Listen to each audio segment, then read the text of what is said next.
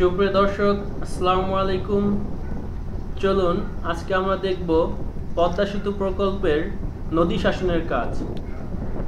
পদ্মা সেতু প্রকল্পের নদী শাসনের ঠিকাদারি দেওয়া হয়েছে চায়না ছিনো কোম্পানিকে এবং এ পর্যন্ত এই কাজের 25 ভাগ সম্পন্ন হয়েছে এবং এর কার্যাদেশ হয়েছিল 31শে ডিসেম্বর 2014 সালে এবং এই নদী শাসন প্রকল্পের মেয়াদ শেষ হবে নভেম্বর 2018।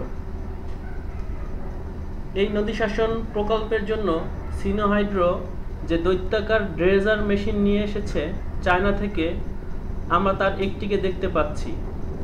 এর একটি নয়, দুটি নয়, তিনটি ড্রেজার নিয়ে আসা হয়েছে। আপনারা এখন দেখতে পাচ্ছেন এই ড্রেজারটা দিয়ে কিভাবে ড্রেজিং করা হচ্ছে।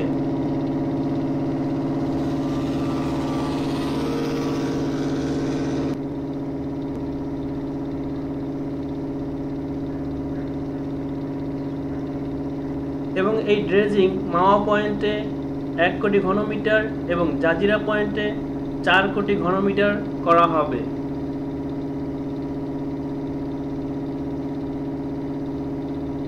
এবং পদ্মা সেতুর জন্য ঠিক পদ্মা নদীর মাঝখানে যে বড় চরটি ছিল সেটিকে আড়াআড়িভাবে এই ড্রেজার মেশিন দিয়েই ড্রেজিং করে একটি নদীর মতো করা হয়েছে।